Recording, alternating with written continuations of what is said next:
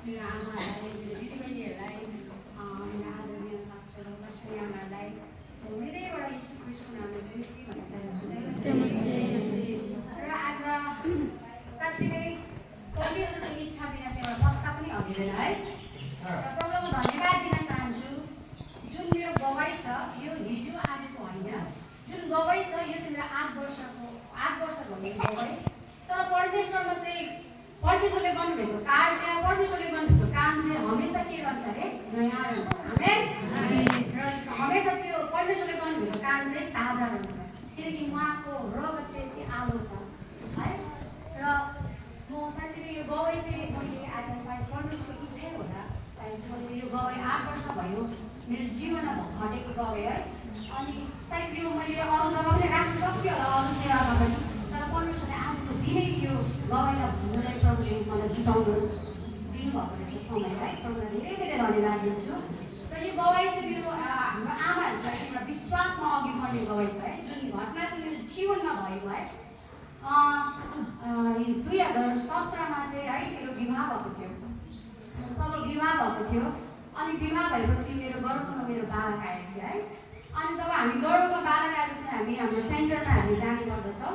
जब सेन्टरमा हामी गएर चाहिँ जब वहाँनिर त्यहाँ सेन्टरमा गएपछि सबैको टेस्ट हुन्छ, मेरो शरीरमा भएको सबै कुराको टेस्ट हुन्छ है।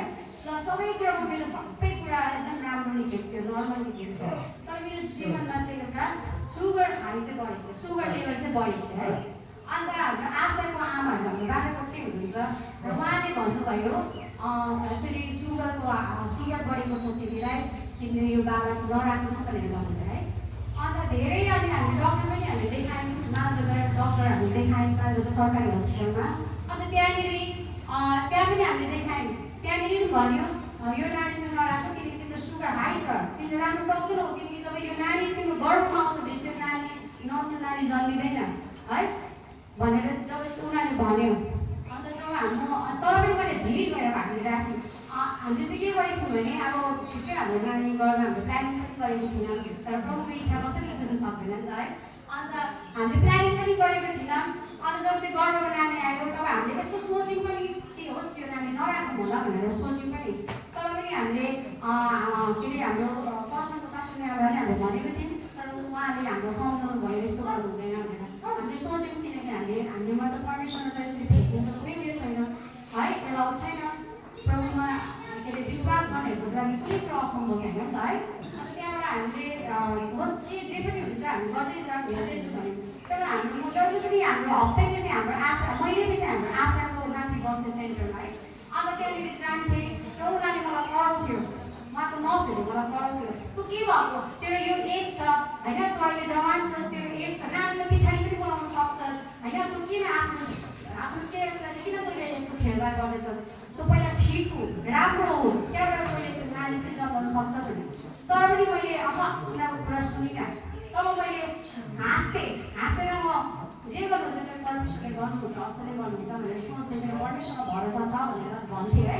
अन्त त्यहाँबाट यो बढ्दै गयो, नानी महिना बढ्दै गयो। त्यहाँबाट हाम्रो मालबजारमा मलाई हप्तै पछि डक्टरकोमा जानु पर्थ्यो।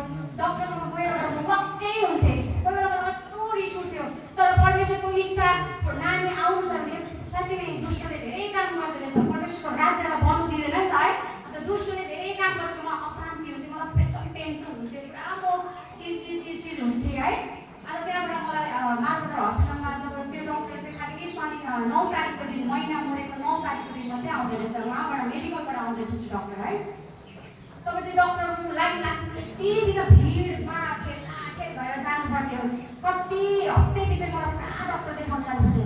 त्यहाँनिर जब म गएँ है, त्यहाँनिर त्यो डक्टरले भन्यो तैँले यो नानी नराख, किनकि तैँले हस्पिटलमा तँ एकदम मेडिकलमा एडमिट भइहाल्नुपर्छ, तैँले यो नानी नराख भनेर भन्यो। तब मेरो है त्यस्तो धेरैले त्यस्तो कुरा भनेर मेरो हस्बेन्डले धेरै निराश भइसकेको थियो। तब त्यत्रो भिडबाट निक्ल्यौँ हामी, निक्लेर अन्त मेरो बुढाले पनि होस् जेसुकै होस् त्यो फ्याँकायो नानी, छोड्दै यो नानीलाई निकालेर अपरेसन गरिदियो भने। तर मलाई एउटा के थियो, मलाई विश्वास थियो परमेश्वरमा है। परमेश्वरमा मलाई विश्वास थियो, किनकि यो नानीले चाहिँ परमेश्वरको राज्यको काम पुरा गर्ने सबै है।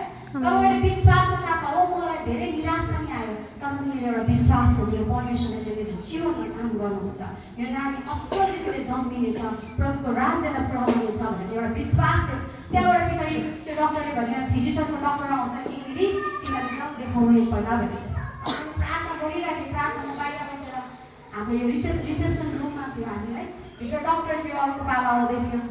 तर मैले प्रार्थना गरि नै राखेको हो, यो फिजिसियनको डक्टरले चाहिँ केही न केही राम्रो कुराहरू भन्नुहोस्, किनकि म यो नानी फ्याँक्न चाहदिनँ हो। अन्त यो डक्टरले चाहिँ केही न केही असल कुराहरू भन्नुहोस् भनेर म बाहिर बसेर धेरै रोएर प्रार्थना गरिरहेको थिएँ। प्रभुसँग म रोएर बिन्ती गरिरहेको थिएँ, प्रभु तपाईँको त यसरी यो नानी मैले फ्याँकेँ भने त कसरी हुन्छ प्रभु, किनकि जब हाम्रो गर्भमा कुनै पनि बालकहरू आउँछ त्यो हामीले फ्याँक्नु हुँदैन, त्यसको हामीले हत्या गर्नु हुँदैन भनेर तपाईँको वचनमा लेखेको छ। तर आज म कसरी प्रभु यो कुरालाई सुनेर म कसरी निराश हुन्छु भनेर रुँदै मैले प्रार्थना गरेँ प्रभुसँग है। तब मेरो पाला आयो, तब म भित्र पसेँ। भित्र पसेर त्यो डक्टरले मलाई भन्यो कि यसरी यो रिपोर्टहरू देखायो, त्यहाँबाट कति भनेको यस्तो केही पनि हुँदैन, 4 महिनासम्म तिमीले पर्खा, 4 महिना बादपछि तिमीले डक्टर फेरि देखाउनु, 4 वर्षसम्म तिमीले पर्खा भनेर भन्नुभयो। तब त्यो डक्टरले भन्दा मलाई यति शान्ति भयो, म यति आनन्दले भनेँ प्रभु साँच्चै म तपाईँको इच्छामा म पुरा गरेरै छोड्छु भनेर एउटा निर्णय लिएँ है। तर पनि मेरो जीवनमा उतार चाडो भइरहेको थियो। मेरो साँच्चै मैले मेरो हस्बेन्डलाई म धेरै परेशान गर्थेँ, धेरै उहाँलाई चाहिँ चिडचिड हुन्थ्यो, परेशान गर्थेँ, मैले धेरै सताएँ मेरो हस्बेन्डलाई। तर मैले क्षमा मागेँ उहाँलाई पनि। तब है 9 महिना बित्दै गयो। त्यहाँबाट 9 महिना नानी हुनुभन्दा अगाडि मलाई 8 दिनको लागि मलाई हस्पिटलमा सुगर बढेर मलाई राख्यो है हस्पिटलमा। तब मलाई के खानु लाग्यो त्यो कुराहरू म खानु सक्दिनँ थिएँ, मेरो नानीलाई अब एफेक्ट पर्छ होला भनेर। तब म 8 दिनको लागि म हस्पिटलमा बसेँ। 8 दिनको हस्पिटलमा बस्दा मलाई यति दम घुटेको जस्तो हुन्थ्यो। त्यहाँनिर हस्पिटलमा बस्दैमा बस्नु परे पनि हुन्थ्यो कि भनेर मैले सोच्थेँ है। म त्यहाँ बसेर म प्रार्थनै गरिरहेको थिएँ, प्रभु साँच्चै नै आज म यसरी बसिरहेको छु, मलाई धेरै दम घुसिरहेको कहिले घर जानु भनेर रिसाउँदै पनि फेरि म प्रार्थना गर्थेँ, प्रभुसँग पश्चाताप भएर प्रभुलाई पुकार्थेँ है। तब फेरि अन्त लास्टमा मेरो 9 महिना कम्प्लिट भयो। तब मेरो जीवनमा साँच्चै मेरो डेलिभरी हुने टाइम भयो है। जब गएँ म हस्पिटलमा एडमिट भएँ, जस्तो म यहाँबाट जानु त्यस्तै मलाई कुनै प्रकारको यो पर्खिनु परेन। म एडमिट भएँ। एडमिट भएपछि चाहिँ डक्टर जस्तो आयो त्यस्तै मलाई एकदम अपरेसनको लागि है उहाँले रेफर गरिहाल्नु भयो। अन्त त्यहाँबाट म अपरेसन गर्नु भित्र पसेँ। तब मेरो हस्बेन्डलाई डक्टरले भन्नुभयो आज त शनिबार हो, ब्लडको एकदम सुगर पेसेन्ट भएर चाहिँ एकदम ब्लडहरू पुरा जान्छ, ब्लडको इन्तजाम चाहिँ तिमीले अघिबाट नै गरिहाल्नु छिटो, किनकि ब्लड धेरै जान सक्छ, हामी यस्तो क्रिटिकल अवस्थामा छ भनेर भन्नुभयो है। तब मैले डक्टरले बात गरेको देखेँ मेरो हस्बेन्डसँग। तब मैले मेरो हस्बेन्डलाई गएर सोधेँ के भने डक्टरले भन्दा केही पनि होइन भनेर उहाँले भन्नुभएन, किनकि नर्भस हुन्छु भनेर है। तब पुरा अपरेसन गर्दा म पुरा प्रार्थना गरिरहेको थिएँ, सबै कुरो प्रभुको हातमा। म मरे पनि बाँचे पनि प्रभु तपाईँको लागि नै म गर्नेछु, जे पनि गर्नेछु म तपाईँको लागि गर्नेछु।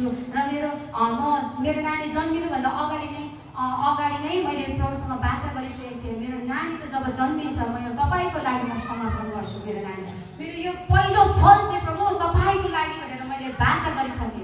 मेरो नानी यत्रो अहिले 8 वर्षको भएको छ, तर मेरो नानीलाई मैले कहिले पनि प्रभुलाई मैले भनेको छुइनँ कि प्रभु यो मेरो नानी हो, यो चाहिँ तपाईँको नानी हो, किनकि मेरो यो पहिलो फल चाहिँ मैले तपाईँको लागि दिएको छु भनेर मैले जब प्रभुसँग प्रार्थना गरेँ।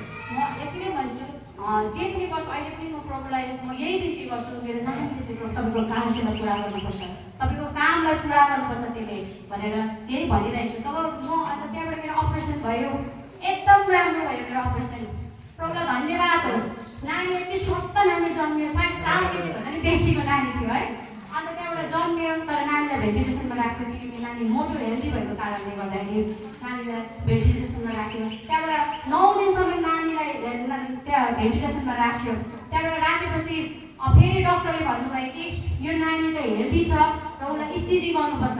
इसिजी चाहिँ यहाँ छैन नानीको, मालबजारमा मेडिकल लानुपर्छ, मेडिकलमा लगेर तपाईँले गर्नुपर्छ। त्यहाँबाट 9 दिनको बादमा छुट्टी भयो। हामीले यही प्रार्थना गर्छौँ, प्रभु यो नानी लानु पर्दैन है, मेडिकलमा लानु पर्दैन यो नानी, अब हामी चाहिँ घर जानुपर्छ भनेर सोच्यौँ। हामीले प्रार्थना बाहिर गरिरहेको थियौँ, तब डक्टरले मेरो हस्बेन्डलाई बोलाएर भन्नुभयो तिम्रो नानी एकदम स्वस्थ छ, तिम्रो नानीलाई चाहिँ मेडिकल लानु पर्दैन भनेर भन्नुभयो।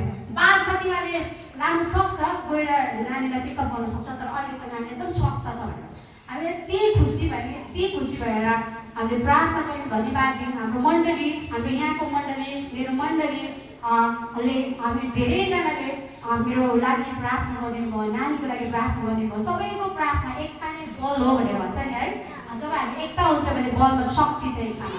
तर सबैको प्रार्थना प्रभुले सुन्नुभयो, मेरो नानी स्वस्थ जन्मियो है। र अहिलेसम्म मेरो नानीलाई कुनै प्रकारको बिमारी, रोग कष्ट केही छैन है। सबै कुरा परमेश्वरको कृपाद्वारा है। र प्रभुलाई धेरै धेरै धन्यवाद होस्, किनकि हामी जब परमेश्वरमा हामी भरोसा राख्छौँ भने, हामी परमेश्वरमा विश्वास राख्छौँ भने प्रभुले अचम्मको कामहरू गर्नुहुन्छ है।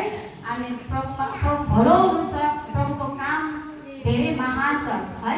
अन्त त्यहाँबाट भन्छ नि, अन्त अहिले म धेरै याद गर्छु मेरो नानी कोही बेला सेवा गर्न जान्छ है, सेवा गर्न जान्छ, कोही बेला खानाहरू बाँडिरहेको हुन्छ। म धेरै देख्छु त्यहाँनिर धेरै नानीहरू पनि हुन्छ, तर मेरो नानी चाहिँ कोही बेला थाल लिएर जान्छ, कोही बेला खाना म बाँड्छु भनेर जान्छ, कोही बेला गिलास लिएर जान्छ। म धेरै नानी देख्छु त्यहाँनिर, तर अरू नानीहरू त्यस्तो गर्दैन। तर प्रभुले चुन्नु भएको छ भने चाहिँ है, त्यसरी मेरो नानी त्यसो गर्छ, मलाई खुसी लाग्छ उसले गरेको कामहरू देखेर क्या। अन्त मलाई खुसी लाग्छ, त्यही कारण परमेश्वरको उयसमा चाहिँ सानो ठुलो केही पनि रहेन रहेछ परमेश्वरको राज्यमा। प्रभुले चाह्यो भने सानै नानीलाई पनि प्रभुले इस्तेमाल गर्नुहुन्छ है। तर इच्छा चाहिँ तपाईँ र मेरो हातमा रहेछ, कदम चाहिँ तपाईँ र पहिले बढाउनु पर्ने रहेछ। किनकि जबसम्म हामी कदम बढाउँदैन हामी केही गर्न सक्दैनौँ होइन। सबै कुरा तपाईँको इच्छामा परमेश्वरले छोड्नु भएको रहेछ। किनकि प्रभुले कहिले पनि हामीलाई जबरजस्ती गर्नु भएन, एकदम तैँले मैले तेरो लागि बलिदान दिएको छु होइन, मैले तेरो लागि रगत बगाएको छु, तैँले मेरो कार्य गर्नुपर्छ, तैँले यो गर्नै पर्छ भनेर प्रभुले यसरी कहिले पनि हाम्रो माथि उहाँको इच्छालाई थोक्नु भएन। केवल तपाईँ र मेरो इच्छालाई परमेश्वरले लिनुहुन्छ। तपाईँ र मेरो इच्छा के छ प्रभुले त्यो जित्नु हुने रहेछ है।